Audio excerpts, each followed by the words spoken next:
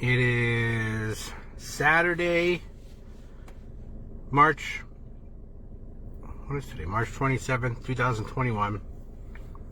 And I just came out of grocery outlet. It's a bargain market. It's a it's like a supermarket where they have discounted food, and they get their discounted food and different items straight from the manufacturers that are either where the manufacturer made too much of a certain product, then they have to liquidate something, get rid of it, or maybe if they have like a cereal box that it now has a new branding to it or a new design, so they got to get rid of the old boxes. So, but I walked in the grocery outlet. I'm here in Allentown, the grocery outlet, and I walked in. I bought food, and I bought toothpaste. Everything is actually in the trunk, and I spent $186. So, where's the camera? I just got a brand new phone, and I'm still learning where all the features on it. I got the new Galaxy Z Fold, where it actually folds up. Has a 7-inch screen that opens up like 7 inch by 6. It's really cool. But I'm learning where's the camera? There it is. Oh, it's down there. I'm looking there. But I came out. Hey, Brett, how you doing, buddy? I came out $200 richer. So I walk in the grocery outlet. I spend $186, and I walk out $200 richer. How the hell did I do that? It's profits. It's all profits. What I do is I go into grocery stores, I go into wherever, and many times I do this online, but I wanted to come into this new grocery outlet here in Allentown, because I haven't been to this one yet. I always go to one in Easton, and I get what I call replenishables. Replenishables are something that people constantly use and constantly buy. Food is one.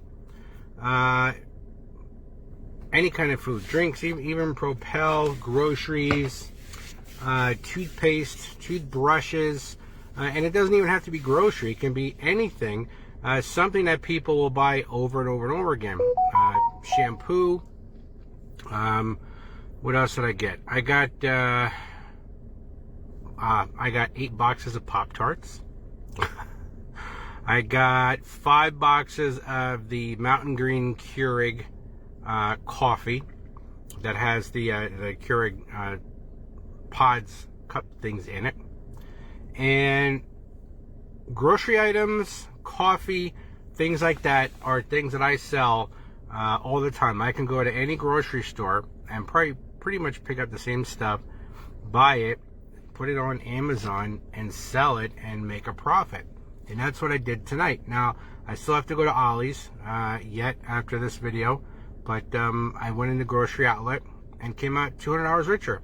So I used my phone and I scanned barcodes on the products, and I look for listings on Amazon where I can, make money. I look for what's it called, discrepancy, where I can buy something here for $6 and sell it for 14 or 15 on Amazon and make a profit.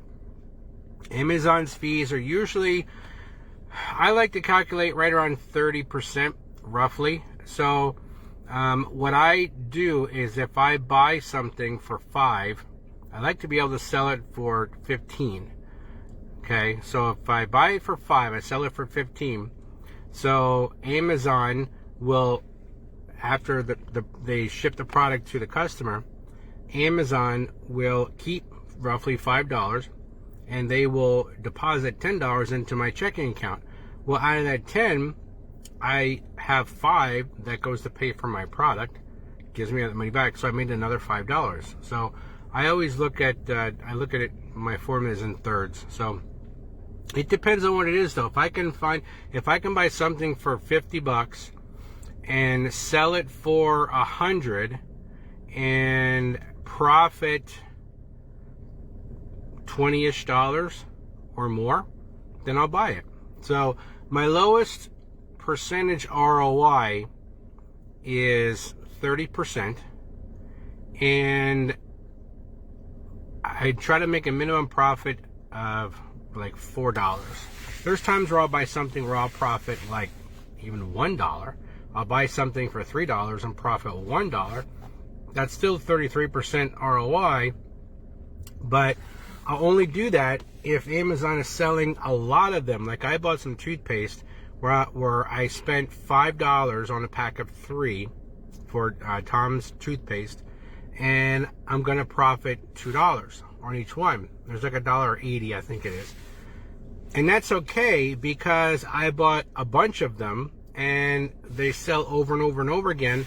So when I go and I run out, I can come back here in a couple of days if needed, or in a week from now, and I can buy more, and I can just keep sending them in. And imagine if you had products, let's just say you had 100 products, and each one of those products was earning you $1 every month, okay? So now that's $100 in profit every month from your items. Let's just say you have those same 100 items, and they're earning you $2 in profit every time one sells. And if you sell one, you know, I look for things I can make money on and buy them over and over and over again. That's called a replenishable. Cereal is another one, is another good one. There's so many different things. I'm going to head over to Ollie's. I'm going to look for some different items over there, some soaps, things like that. I'm working on creating some guides to help anybody who's interested get ungated in these categories. And ungated means, as a new seller, when you go and scan like food and grocery, you're not going to be able to sell a lot of grocery items.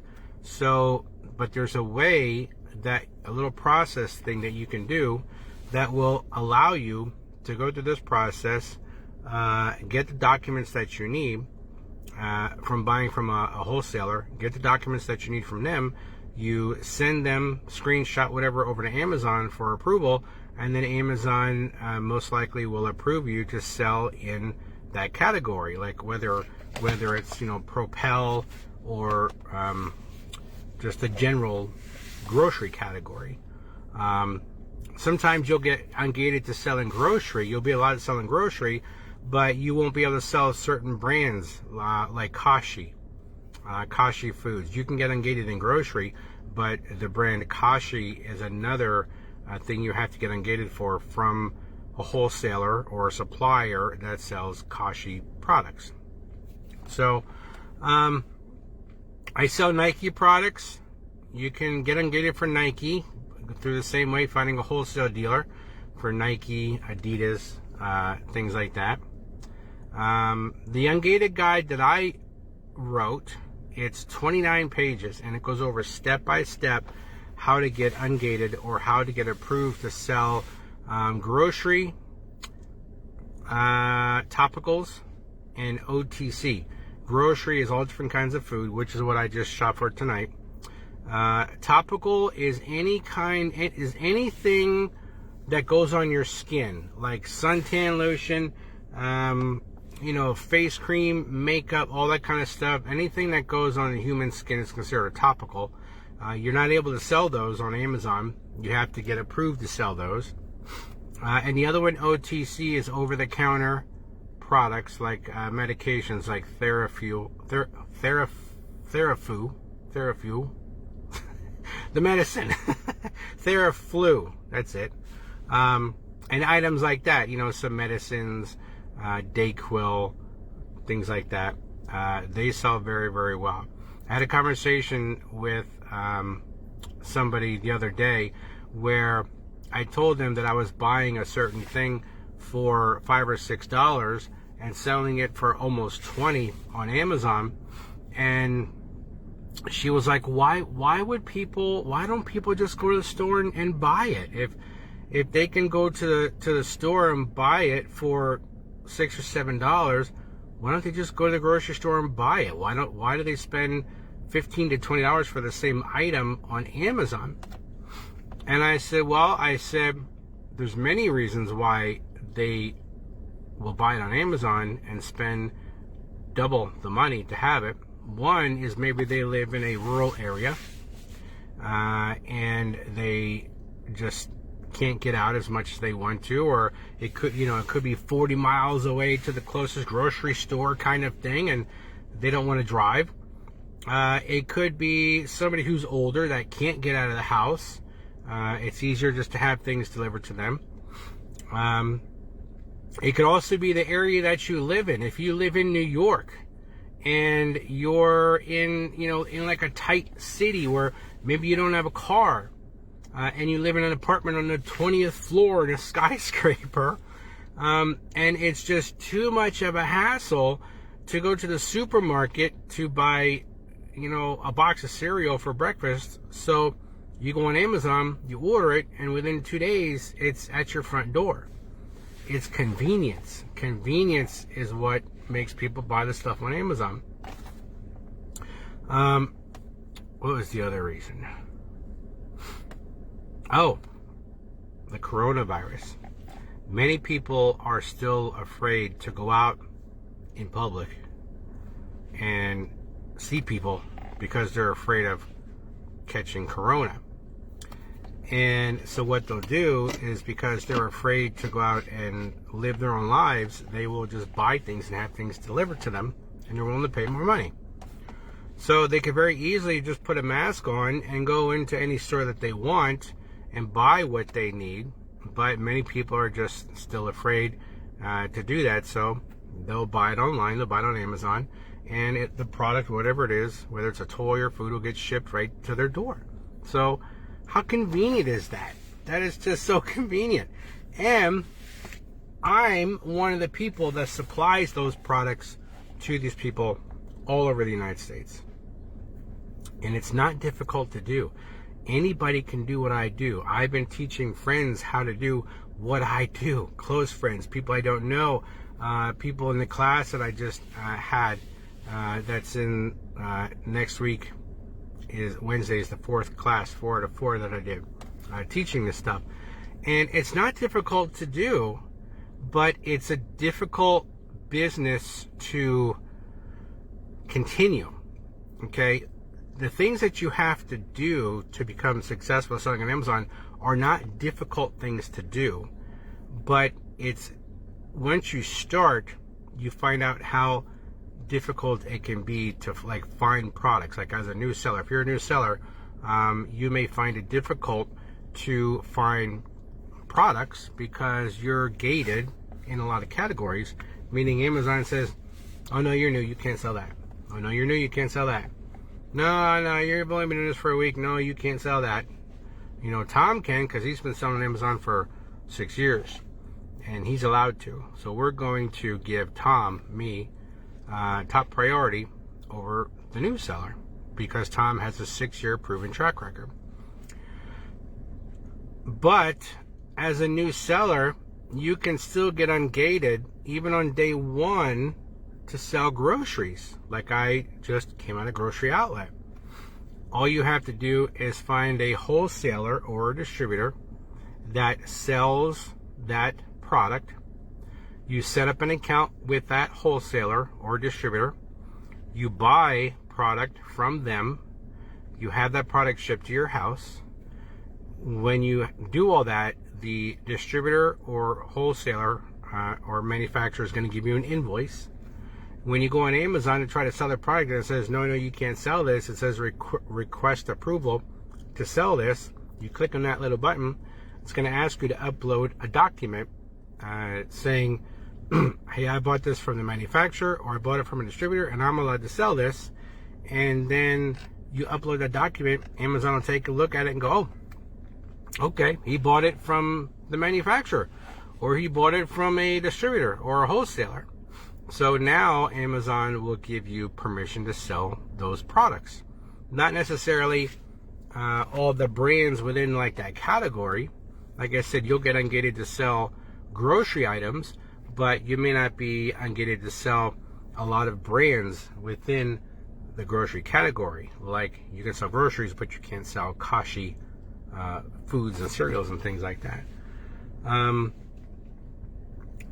haven't been selling many toys lately. I've been staying away from toys because right now Amazon is going crazy with these violation compliance emails that myself and a bunch of other sellers throughout the whole country are getting. If you sell a toy that is for children under the age of 12, Amazon wants a whole bunch of documents proving where you got that product from. So if I go to Walmart and I buy a toy that I can sell on Amazon, and the toy is meant for a baby, you know, it could be a rattle, it could be something, and just anything that's for somebody under the age of 12, I need some sort of compliance documentation to show where I bought that from, and to show, you know, almost like a MSDS sheet, material data safety sheet is what they're asking for. So many times you can go to the manufacturer's website and you can go down to the bottom of their website and you'll find documents there where you'll find that stuff. But until Christmas comes, I'm staying away from toys, mainly for kids. I mean, I still do a lot of games and things like that, but staying away from the toys for little kids because I don't want to take all the extra time and go through all the hassle right now. So, but once Christmas comes, beginning of November, end of October roughly, right after Halloween, I'll end up going crazy with toys. When I first started, I think 2016 was that first December was my first Christmas season that I sold, and I sold $5,000 in toys that month on Amazon. Just going to stores like Ollie's, buying toys, shipping them in Amazon. Amazon sells them, and then they take care of customer service. So it's really cool. It's really cool. Now I'm 6 years into this and I enjoy it. And if you're looking for a way to make some extra money, this is definitely a way to do it. You know, if you want more info, you can go to my website, residualhustler.com, and you can click on the Amazon stuff. I've got Amazon stuff on there, and I have my network marketing stuff on there as well. And then I have the YouTube channel where I actually teach this, where I do videos and teach a lot of this stuff. Just go to YouTube and type in Residual Hustler and you'll find it. But it's just a lot of fun. I created a BOLO group a little while ago on Facebook to help people find these products. A BOLO group means be on the lookout. So I post lists in the BOLO group of their Excel spreadsheet lists. And it'll say, this is the product. This is the link to where you can buy it online or see if it's in the store. This is the link to Amazon where it's selling. This is how much you pay for it. This is what it sells for on Amazon. These are your Amazon fees. This is your gross ROI. After you deduct your cost, this is your net ROI. And usually how many sellers are selling on the listing and how many of that particular item are selling each month. So I have a lot of detail on there. And I do a list like that a couple times a week. And I actually have software, and I pay for this software. It's funny, with Amazon, with everything that I do, I have roughly $300 a month in subscriptions for things that are Amazon related. So if for whatever crazy reason, if I don't make $300 in a month, I'm losing money because I have $300 in subscriptions to pay for. That's my only overhead besides inventory. But I have to, the subscriptions are, it's all software. It's all data, charts, things I look at when I'm making purchases. And it gives me all the information to make a buying decision. So, but the one piece of software that I use, actually, I can tell it to go on to Target and scan all of the Target items in Target or on Target.com, and I can say, these are my specs. I want, when you scan Target, I want to have a minimum 30-40% ROI. I wanted to have no more than like 15, 20 sellers on the Amazon listing. I wanted to be able to make a minimum of a $10 profit. I want, if there's any sellers that have bad feedback, like less than 80% on their profile, I don't want products. I do that in another software. It's like 3 or 4 different softwares that are all I pay separately for, but they all kind of read off of each other to give me all the data.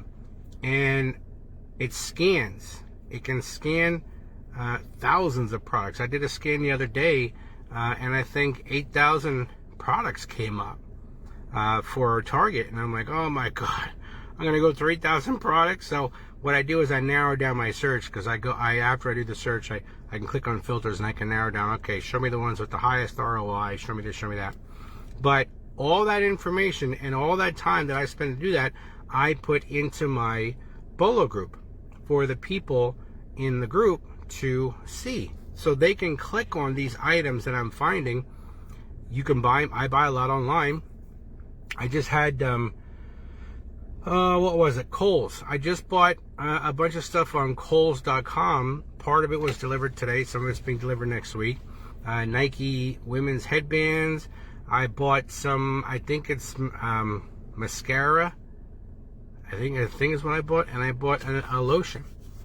All different kinds of stuff, and went online, paid for it. It's being delivered to the house. I'll upload it into my Amazon store and then send it to Amazon, and then it'll sell. So, but check out the website residualhustler.com.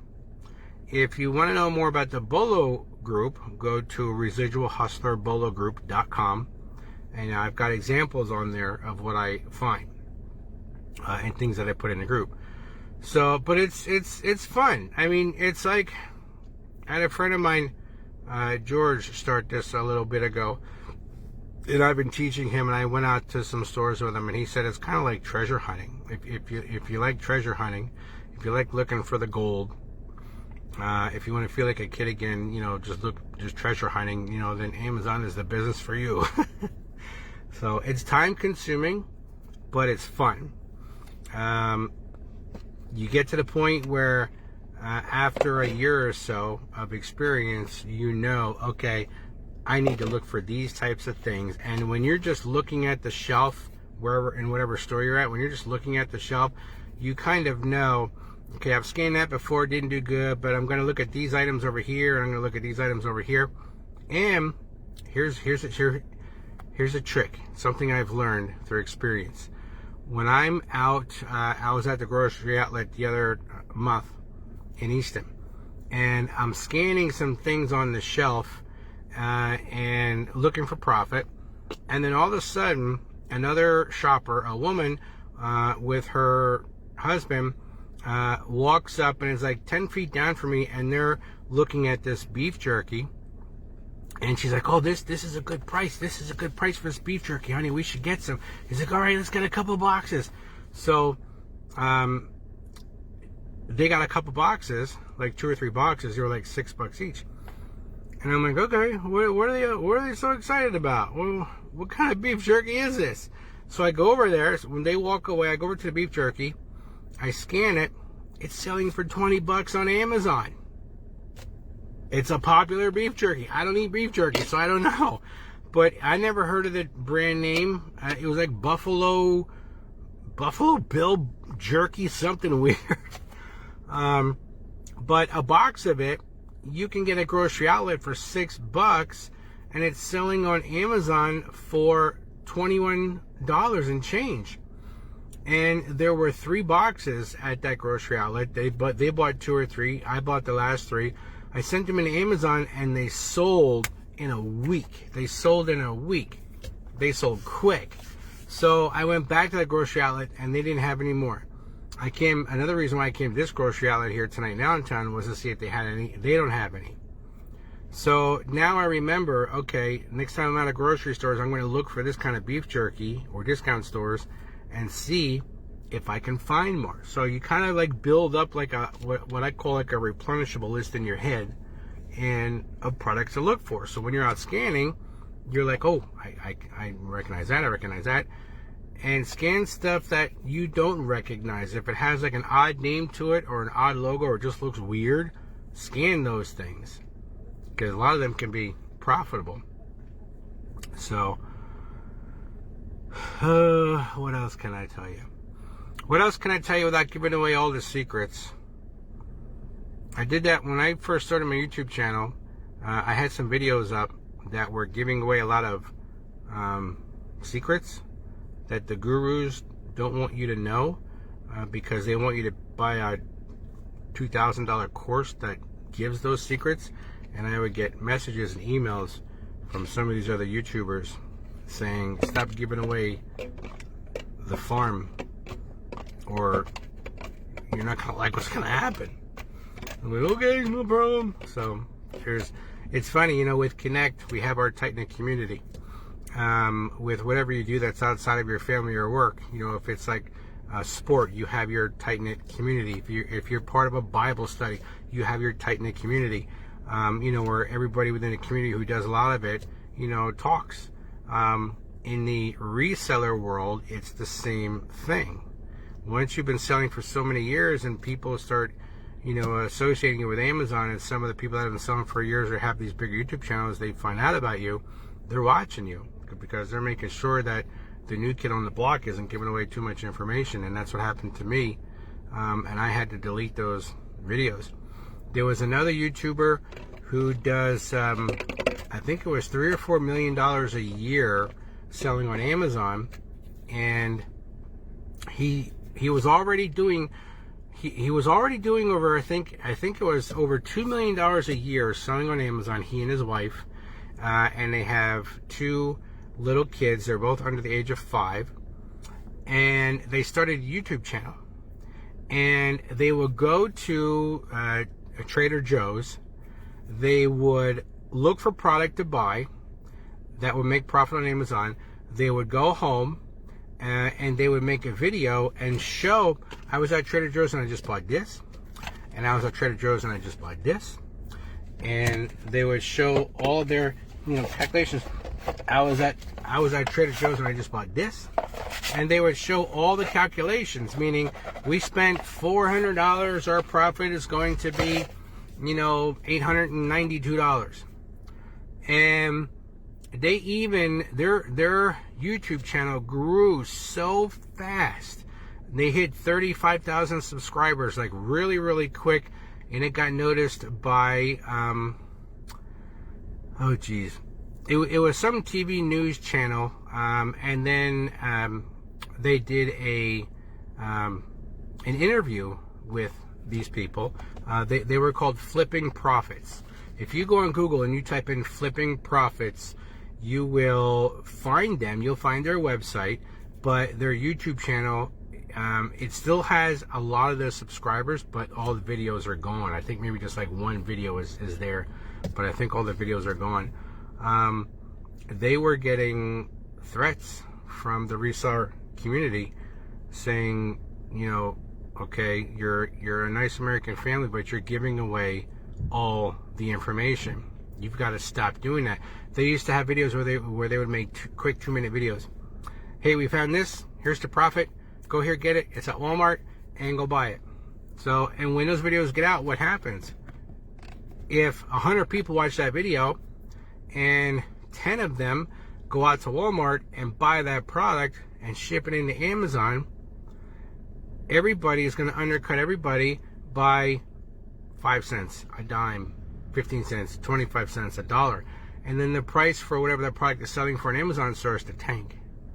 It's called tanking the price. And that's what they were doing. They were tanking prices on Amazon. It never affected me because there's no Trader Joe's around the Lehigh Valley that I know of. I've never been to a Trader Joe's. I don't know if any of them are around here. I never bought anything from Trader Joe's, so it didn't affect any of the products that I sell.